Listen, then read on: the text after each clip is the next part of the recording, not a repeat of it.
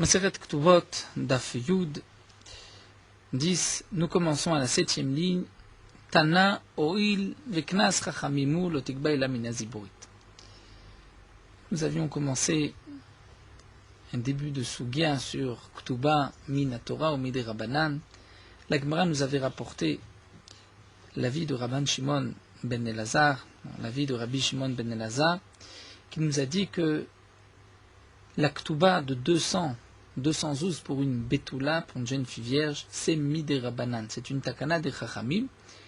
Et les Chachamim qui ont institué la Ktuba, c'est eux-mêmes qui ont dit que si le Khatan et Toen vient dire Petar Patouar, on le croit,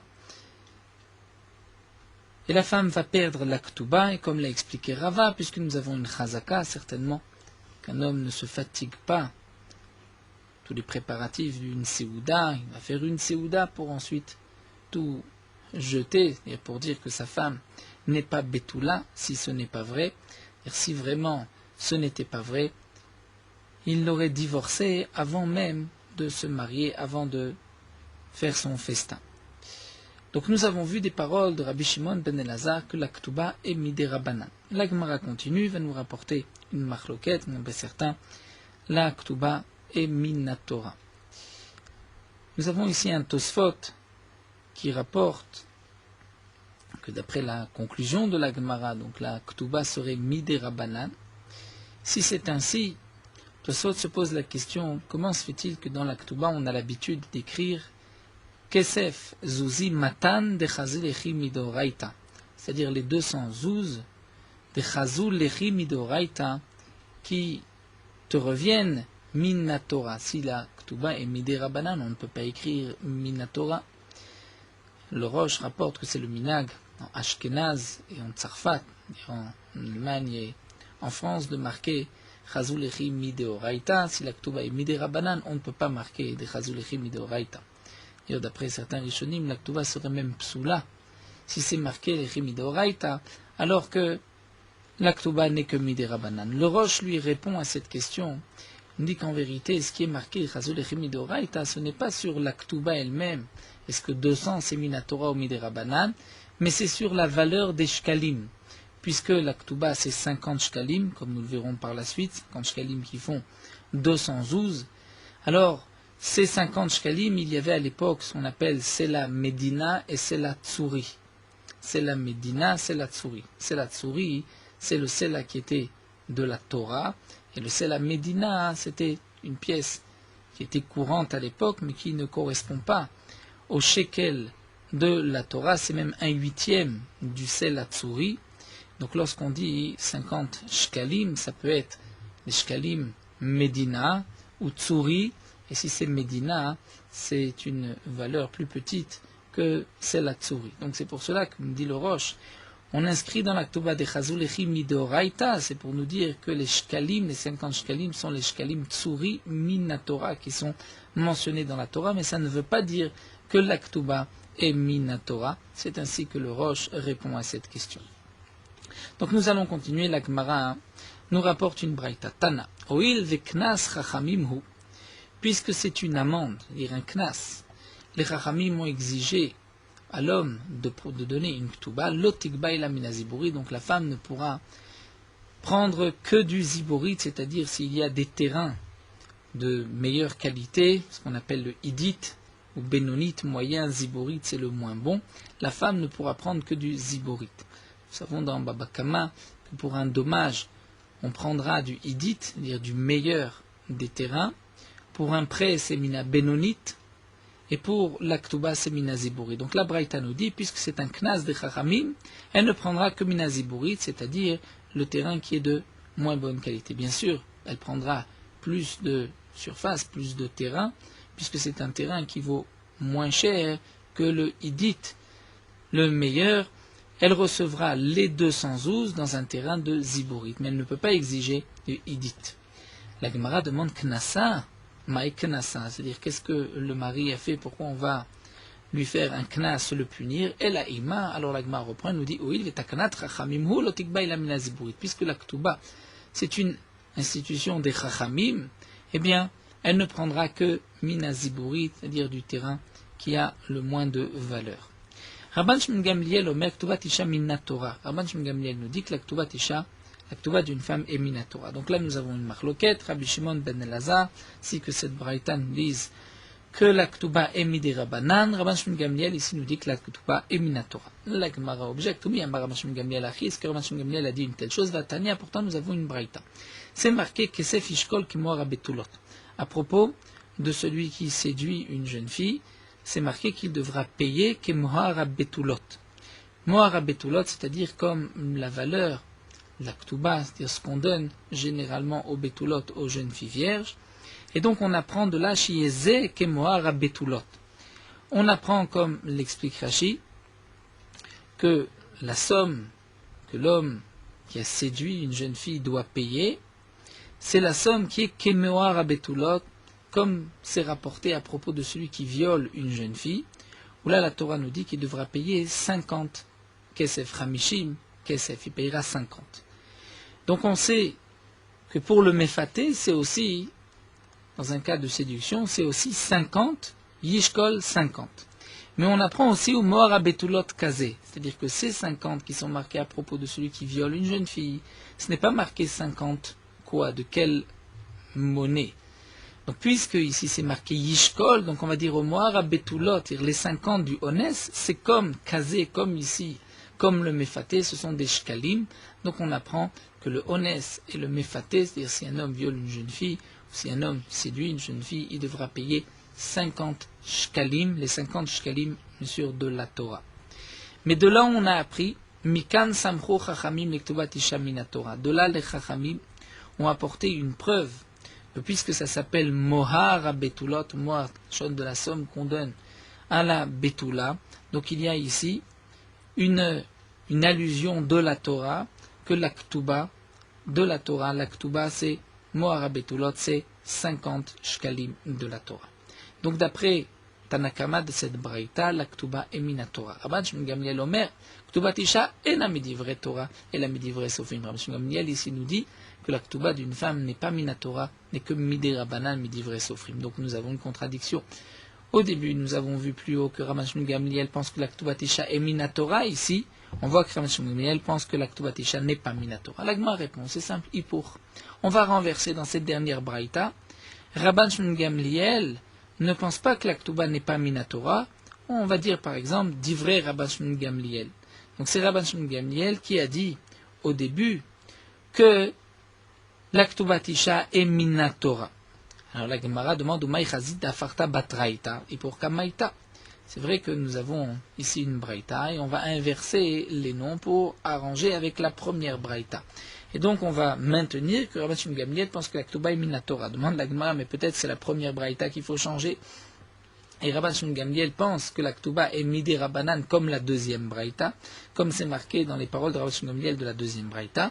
Donc Hippour demande la Gemara au Maï Chazid, pourquoi tu as choisi d'Afarta Batraïta, que tu as changé, inversé les noms dans la dernière braïta qui a été rapportée, il faut qu'à Maïta, peut-être que tu vas changer dans la première braïta. La Gemara répond, je change la deuxième, pourquoi Shamin allé de Rabban Shimon Gamliel d'Amak Tuvat et Shamidoraïta, parce que j'ai entendu, je sais par ailleurs que Rabban Shimon Gamliel pense que la Ktuba d'une femme est Minatora Ditnan, comme c'est marqué dans une Mishnah, Rabban Shimon Gamliel Omer, Noten la mimaot kaput kaya.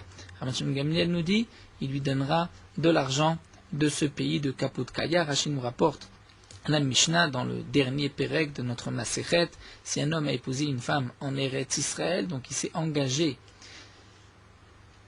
en lui donnant la Ktuba en Eretz Israël et il l'a divorcé dans ce pays de Kaput Kaya, eh bien c'est marqué d'après Tanakama, il lui donnera les pièces d'Eretz Israël qui sont plus légères, mais qui ont une moins grande valeur que Kaput Kaya. Mais s'il a épousé une femme en Kaput Kaya, il l'a divorcée en Eretz Israël, Tanakama nous dit il donnera aussi de l'argent d'Eretz Israël, c'est-à-dire là où il se trouve, puisqu'on va la Kula, c'est-à-dire s'il a divorcé en Eretz Israël ou s'il s'est engagé dans la Ktuba en Eretz Israël, il donnera toujours les pièces d'Eretz Israël. C'est une monnaie moins forte que Kaput Kaya, puisqu'on va la Kula. Mais Rabban Shimon Gamliel nous dit il devra donner Ma'ot Kaput Kaya, dans le cas où il a épousé cette femme en Kaput Kaya, même s'il a divorcé en Eretz Israël, il lui donnera les pièces de Kaput Kaya, puisque son engagement, son shiboud, hypothèque, était au moment où il se trouvait en Kaput Kaya, donc il s'est engagé avec de la monnaie de Kaput Kaya, puisque d'après Rabban Shimon Gamliel, la Ktuba est Minatora, donc c'est un engagement Minatora, et il doit donner de l'argent de Kaput Kaya. Donc nous voyons que d'après Rabban Shimon Gamliel, la Ktuba est Minatora, c'est pour cela qu'on préfère changer la dernière Braïta. Viba et Tema, ou bien la Gemara maintient et continue, Kula Rabban Shimon Gamliel, en vérité on n'a pas besoin d'inverser, on peut laisser la Braïta telle qu'elle est, mais on peut laisser la Braïta telle qu'elle, mais on va rajouter, on va dire, Vechasur et Mersera, il manque une petite phrase dans la Braïta, Vachi Katane, voici ce qu'il faut dire. Mikan Sampo Chamim Ktuvat Isha Min Torah, puisque dans la Torah nous avons vu le terme de Mohar Betulot, c'est-à-dire la somme qu'on donne à une jeune fille. Donc de là, les Chachamim ont apporté une preuve que la Ktuvat Isha est Min Torah. Mais Ktuvat Almana, la Ktuba d'une veuve, Enamina Divrei Torah, n'est pas Minatora, mais Divrei Sofrim, seulement Midera Banan. C'est-à-dire c'est seulement une jeune fille vierge, Minatora, où il y a une Ktuba de 200. Pour la veuve, c'est un mané sans ouz, mais ce n'est que Midera Banan. Et là, la Braïta continue parce que chez Rabban Shimon Gamliel Omer, Ktubat Almana, Enami Divrei Torah, Divrei Sofrim. Donc là, d'après cette deuxième explication, on ne va pas inverser les paroles de Rabban Shimon Gamliel, on va juste rajouter dans les paroles de Rabban Shimon Gamliel quelle est la Ktuba qui n'est pas Minatora, mais Divrei Sofrim, c'est la Ktuba d'une Almana. Donc, nous avons vu en tout cas une marloquette.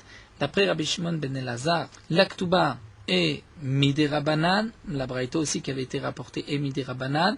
Pour Rabban Shimon Gamliel, la conclusion de la Gemara, c'est que la Ktuba est Minatora. Elle est Minatora, donc c'est une marloquette. La fin, c'est que la Ktuba est Midera Banan. La Gemara continue à Ouda Telekamed Rav Nachman. Un homme s'est présenté, Rav Nachman a marlé Patar Patouach Matzati. On revient à la sugia de Petar Patouach. Il est venu lui dire Petar Patouach Matzati. J'ai trouvé une porte ouverte, comme nous l'avons traduit, c'est-à-dire le passage n'était pas étroit, donc elle n'était pas Betula, elle a eu déjà une relation auparavant. Amal et Rav Nachman a dit, d'après une autre version, là, Amar Léou, Rav Nachman a dit à ceux qui l'accompagnaient, Asvuhu koufré, vous allez lui donner des coups avec des branches de palmier dans lesquelles il y a toujours des petites épines. Pourquoi? Mibirkata chavitale. C'est-à-dire cet homme-là a connu les prostituées de cette ville de Birkata. Chavitale, c'est-à-dire ces prostituées se trouvaient souvent avec lui. C'est pour cela qu'il peut nous dire est-ce que Petar Patouar ou pas. Comment se fait-il, pense Rav Nachman, que cet homme, ce jeune homme, puisse dire Petar Patouar. Il n'a pas de moyen de comparaison pour savoir est-ce que c'était Patouar étroit ou pas. Donc certainement, s'il vient dire Petar Patouar, c'est qu'il a connu des prostituées auparavant et donc il faut le frapper pour cela. Demande l'agma Rav Nachman ou Damar Meheman. Pourtant Rav Nachman a dit qu'on le croit. Si un homme dit Petar Patouar, on le croit. L'agma a dit c'est vrai, Meheman ou Maslinan les coups, on le croit, mais on lui donne des coups. On le croit, c'est vrai que Petar Patouar, mais s'il sait faire la différence entre Petar Patouar et Petar Sagour, c'est qu'il a connu des prostituées. Ravachai, Meshane Ravachai lui répond différemment, il dit Kan bebachour, kan benasoui. Tout dépend si c'est un jeune homme ou si c'est un homme qui était déjà marié d'un deuxième mariage.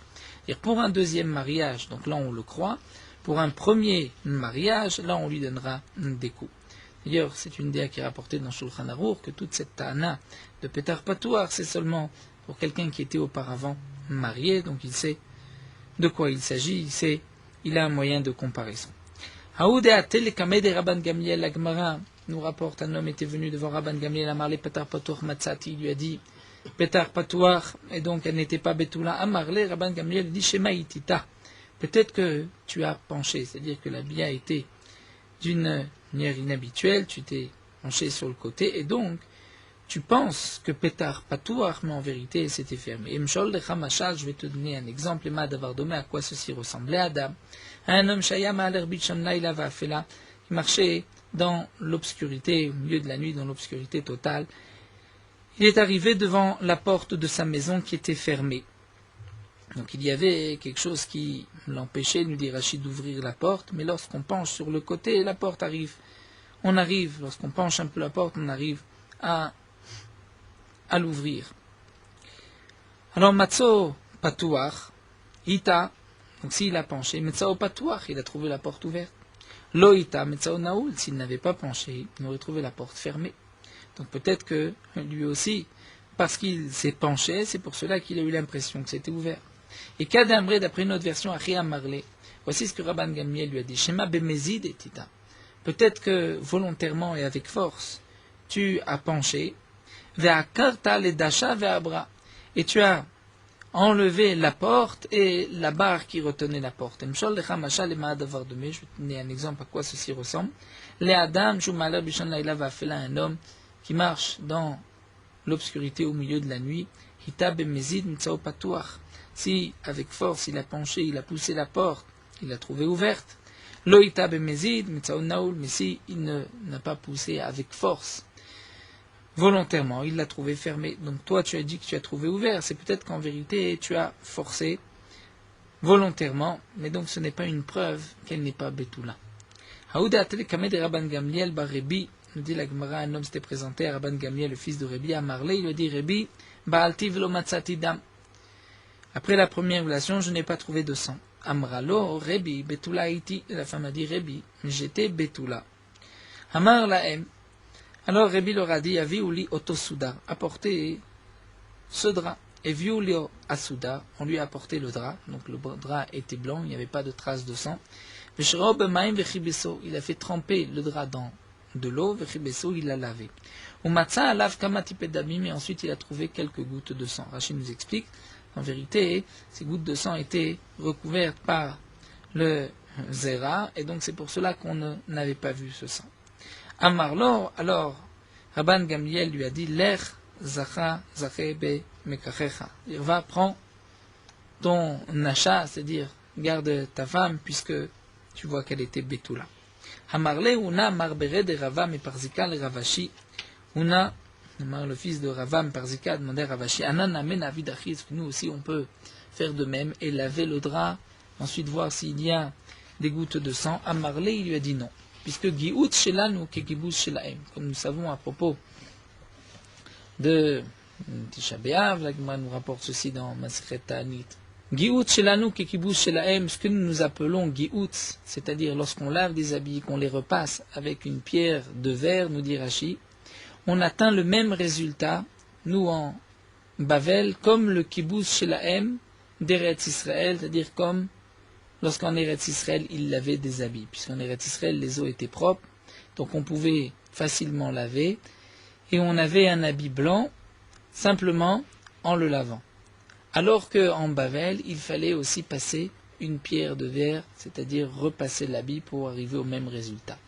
Et donc, puisqu'on est obligé de lisser, de passer cette pierre, Iamartan Yabed Giout, si tu dis qu'on doit faire nous Giout pour arriver au même résultat, pour blanchir ici le drap, mais après les Chumarta, on va faire passer par cette pierre, c'est-à-dire le fait de frotter la pierre va enlever le sang et on ne verra rien. C'est-à-dire ici, si on lave par le frottement, on va enlever la pierre et on ne verra rien. Donc si juste on lave comme en Eretz Israël, ce n'est pas suffisamment blanc, c'est-à-dire on ne pourra pas voir est-ce qu'il y a des gouttes de sang ou pas, puisqu'on n'a pas suffisamment lavé, ce n'est pas un lavage suffisant comme en Eretz Israël, et si on doit frotter avec la pierre, repasser avec cette pierre, à ce moment-là on enlève le sang, donc on n'a pas le choix, on ne pourra pas faire comme en Eretz Israël. Haouda Telekamed Rabban Gamliel Berebi, l'Agma nous raconte, il y avait aussi un homme qui s'est présenté devant Rabban Gamliel Berebi, à Marlé, Rebi Baalti velo matzati dam, dit Rebi, je n'ai pas trouvé de sang. Amrale, et la femme a dit, Rebi Adaim Betulani, je suis encore Betula. Amar laem, eviuli shte shfachot. Rebi a dit, Rabban Gamliel, Rebi a dit, apportez-moi deux servantes, Achad Betula vachad Beula. Une vierge et une Beula qui avait déjà connu un homme. Et Viulo, on lui a amené ces deux shfachot, Voshivan al pichavit shel yain. Il les a posées sur un tonneau de vin. Beula rechanodef, celle qui était Beula, qui avait déjà eu une relation, qui n'était pas vierge. Rechanodef, il y avait une odeur de vin qui dégageait de sa bouche. Il y avait une haleine de vin. Et Rachid nous explique, c'est-à-dire que le vin, l'odeur du vin passait par le bas qui était ouvert, puisqu'elle était Beula, et on pouvait sentir l'odeur du vin dans sa bouche, alors que la Betula en rechanodef, étant donné que c'était fermé, donc il n'y avait pas, l'odeur ne pouvait pas traverser. Donc nous avons le moyen de vérifier est-ce qu'elle est Betula ou pas. Avzo, Oshiva, Veloya Rechanodef. Si cette jeune fille aussi, donc cette jeune mariée, ils l'ont fait s'asseoir sur ce tonneau de vin et il n'y avait pas d'odeur de vin, donc c'était la preuve qu'elle était Betula. Elle était vierge. Amarlo, il lui a dit l'air sacheb mekracha, donc va, prends ton chat, prends ta femme, elle est Betula. Demande l'agma venivdok mikara, pourquoi Rabban Gamliel Berebi a été chercher 2 shfachot? Il aurait dû directement vérifier avec cette femme-là. Venivdok mikara begava, il aurait dû vérifier avec elle. L'agma répond Gmara veshamiale. Il avait entendu cet enseignement. Rashi nous dit que c'était porté dans Masechet Yibamot à propos des filles de Yavesh Gilad, sauf à la fin de Shoftim, pour savoir est-ce qu'elles étaient Betulot ou pas. Donc il avait entendu que les Chachamim avaient déjà rapporté ce moyen de vérification, mais Maaseh lo avechazé, il n'avait pas vu le faire.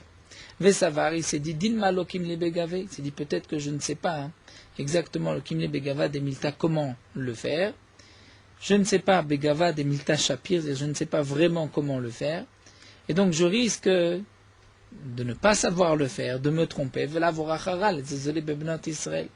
Et ça ne se fait pas de ainsi négliger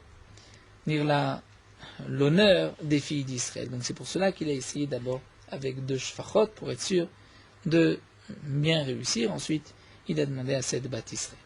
Aouda Telekamed Rabban Gamliel Azaken. Là, l'Agma nous rapporte, un homme s'était présenté devant Rabban Gamliel Azaken, le premier Rabban Gamliel à Marlo. Il lui dit Rabbi Balti velo matzati dam, je n'ai pas trouvé de sang. Amralo, la femme a dit à Rabban Gamliel, Rebim mishpachat durkati ani. Je viens de cette famille durkati.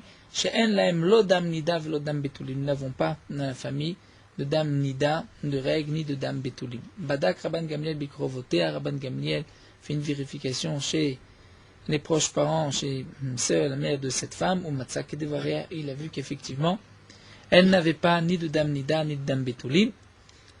Amarlo, donc il a dit à cet homme-là, Lech zache bemekrecha.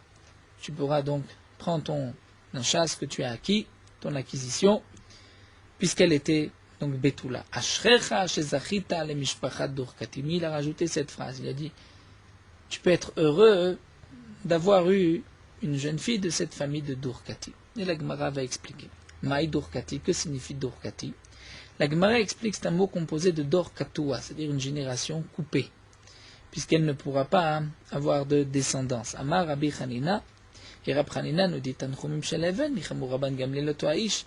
Rabban Gamliel la consolait, mais une consolation vaine.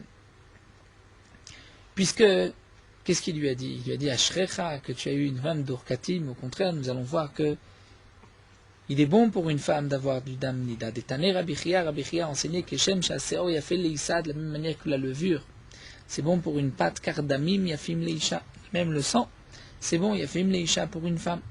Le Tana Mishum Rabmir, nous avons un Tana qui nous rapporte au nom de Rabmir Kolisha Shdame Amerubim Bane Amerubim, toute femme qui a beaucoup de sang, eh bien ses enfants, ses garçons seront nombreux. Itmar, nous avons une memra, Rabbi Yirmiyah Baraba Amar Zakha Bemekrecha, Amarle. Rabbi Yirmiyah Baraba pense que Rabban Gamliel Azaken lui avait dit, bien tu peux garder ton acquisition. Rabbi Yosef Baravin Amar, Nitrayev Bemekrecha Amarle. Après Rabbi Yosef Baravin, il lui a dit Nitrayev Bemekrecha, c'est-à-dire, tu as perdu, eh bien tu dois subir les conséquences de ton acquisition. Alors la Gemara explique, encore d'après celui qui dit que tu dois subir les conséquences, Trayav, tant pis, tu as perdu. Il nous dit Rabbi Hanina, on comprend, puisque c'est comme nous l'a dit Rabbi Hanina, c'est d'or Ketia, il ne va pas avoir une grande descendance, étant donné que sa femme n'a pas de damnida, elle a les mandamar zacha, maïzechuta. Demande la Gemara d'après celui qui pense que Zacha bemikrecha, qui lui a dit, eh bien, tu vas garder ton acquisition, tu as été zoché, tu as eu le mérite de cette acquisition, et heureux sois-tu, comme nous l'avons plus haut, que tu as été zoché à cette famille de Durkati, quelle est l'osroute? Ben l'agma répond, l'idée ça fait knida. C'est vrai que par rapport à sa descendance, c'est un chiyuv, mais au moins il est sûr de ne pas avoir de doute dans les chot nida. Haouda telekamed Rebi. L'agma nous raconte qu'un homme s'est présenté devant Rebi Amarle, Rebi Baalti velo matzati dam. Il dit Rebi, je n'ai pas trouvé de sang. Amralo Rebi Adaim Betula. Ani ou Betula iti. La femme a répondu, Rabbi, je suis encore Betula. Veshene batzoret ave. Et c'était des années de famine. Ra'a Rabbi shpenem shchorim.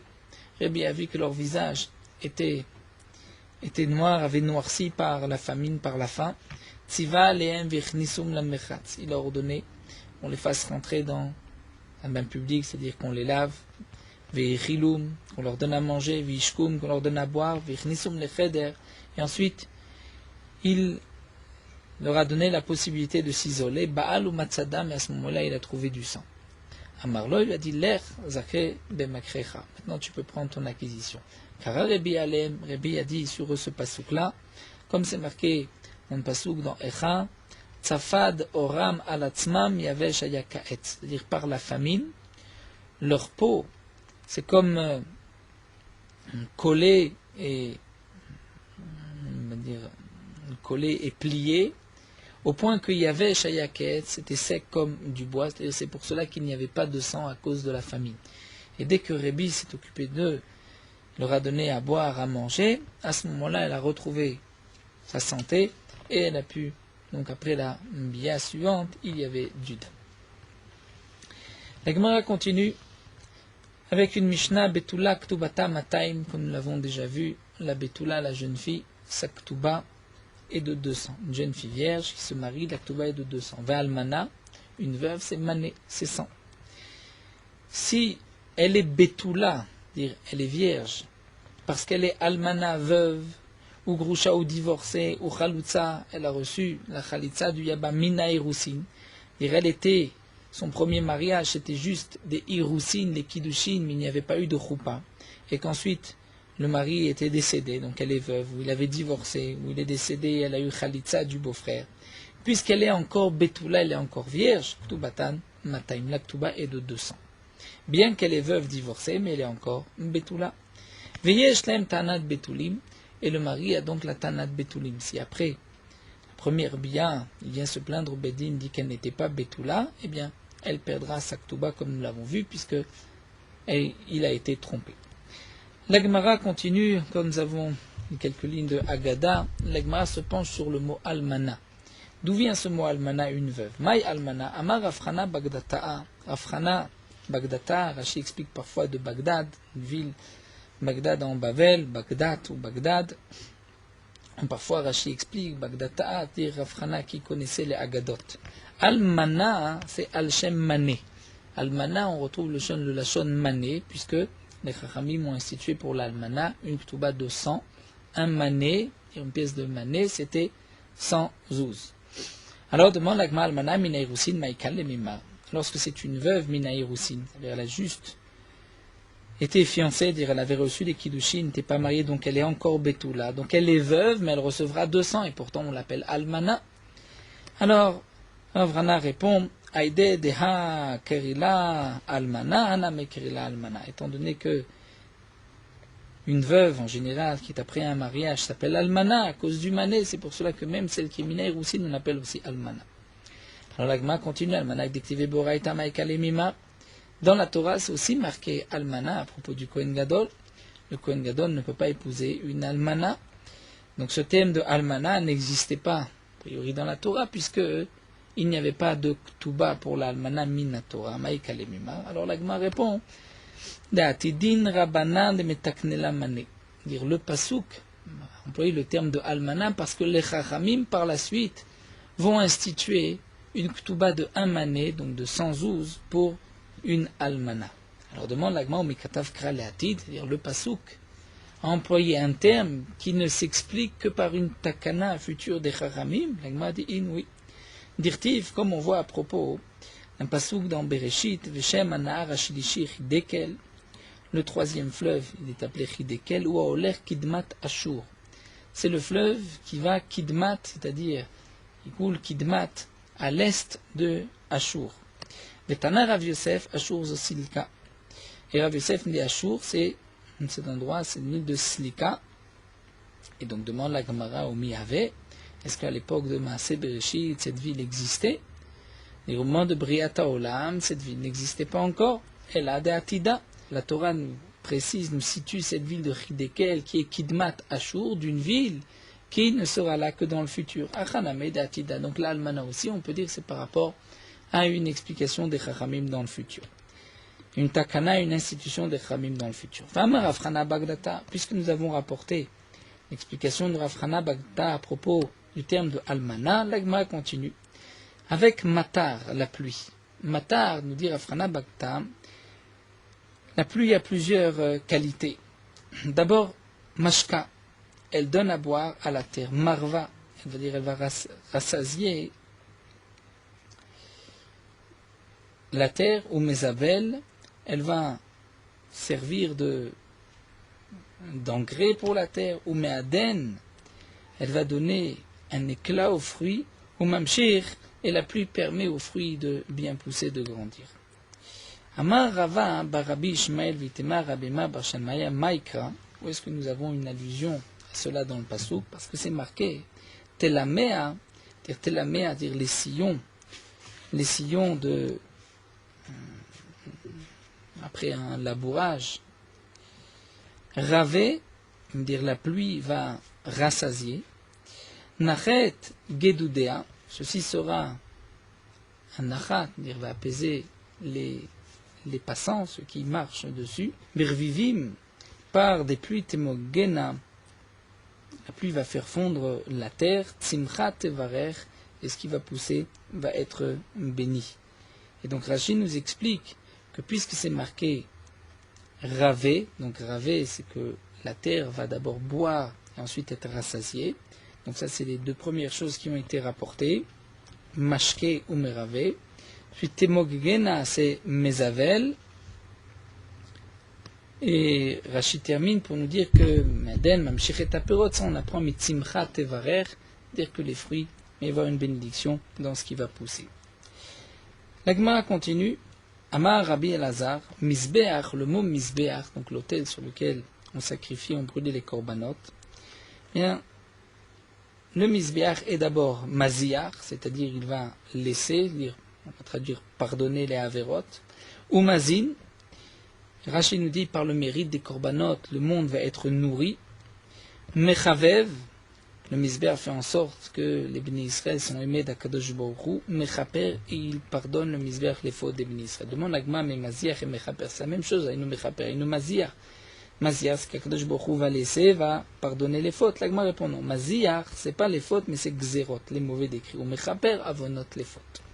Famar Afrana Bagdata Tmare, les dates, Meshachna nous explique Rashi, elle réchauffe le corps de l'homme. Mesavan, elle rassasie. Meshal Shelan, ça amène la diarrhée. Mais Ashran, ça renforce le corps. Velo Mefankan, et dire ça n'affaiblit pas le cœur.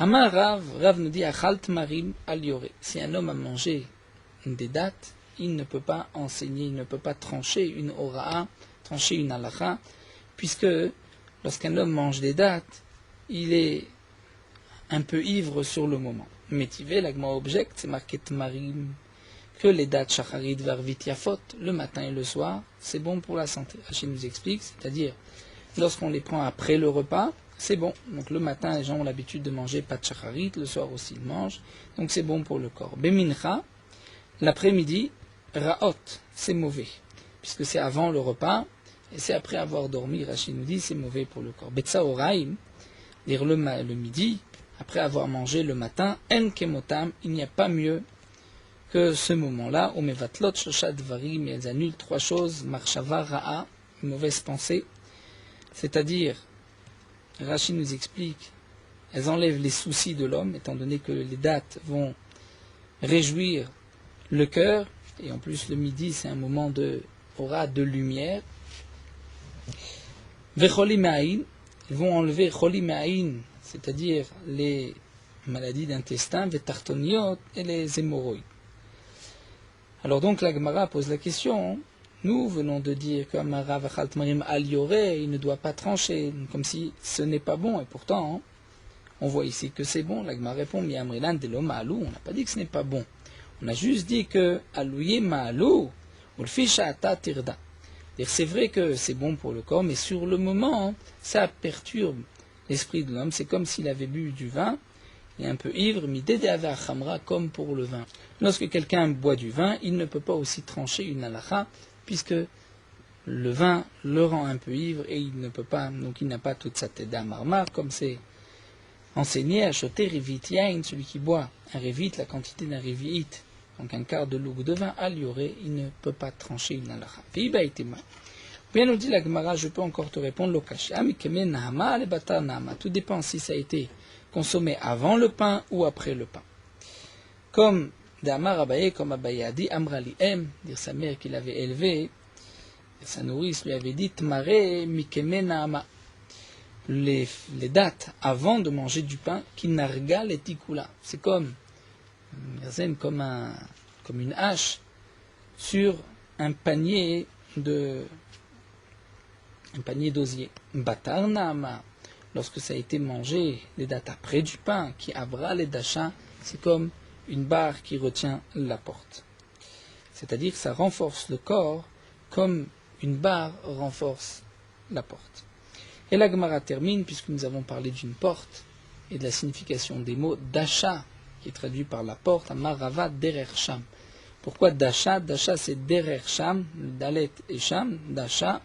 Derer sham, c'est-à-dire c'est le chemin par ici pour rentrer dans la maison. Darga, c'est-à-dire l'échelle qui permet de monter au toit, puisque Amarava, Rava nous explique derer gag. Darga c'est derer gag.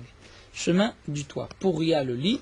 Amar Rafapa sheparin veravin alea, puisque c'est la chaîne de Pouria, c'est en rapport avec la mitzvah de Piria veribia. Amar Rav Nachman Baritzak nous dit Afanu Noma, nous aussi on va être Doresh les Shemot et on va dire Aïlonit. Que signifie la Aïlonit? Nous avons vu dans Masechet Yevamot, dire une femme qui ne peut pas avoir d'enfant, qui n'a pas les simanim d'une femme, c'est Duchranit Teloyalda. Rachid nous explique, Duchranit, c'est la traduction en araméen de Aïl. Aïl, c'est-à-dire d'un bélier. Dire Aïlonit, elle est comme un bélier, c'est-à-dire comme un homme qui ne peut pas avoir d'enfant. C'est pour cela qu'elle s'appelle Aïlonit. Et comme explique aussi le Maharsha, puisque les simanim de la Aïlonit, ce sont des simanim d'hommes. C'est-à-dire c'est une femme qui n'a pas des simanim de femme, mais d'homme. Donc c'est pour cela qu'elle est appelée Aïlonit. Nous allons nous arrêter là à la Mishnah. Meorot ha'alacha daf Yud. Sur la Ktuba, 2 témoins vont devoir signer. Il faut faire attention que ces témoins ne soient pas psulim la edou, c'est-à-dire qu'ils ne soient pas d'abord des proches parents ni du khatan ni de la kala, qu'ils ne soient pas non plus des edim psulim, c'est-à-dire un homme qui est d'abord shomer Shabbat, qui respecte Shabbat, un homme qui ne vole pas, qui ne prête pas avec intérêt, et qui n'est pas les autres psulim qui sont précisés dans le Shulchan Aruch. Il faudra aussi faire attention que les 2 témoins ne soient pas proches parents entre eux. Certains ont l'habitude que les témoins vont signer avant la choupa. Donc il faudra faire le kinyan aussi avant la choupa. D'après d'autres, les témoins vont signer sous la choupa, après les kiddushin. D'autres ont encore l'habitude que les témoins vont signer après la choupa.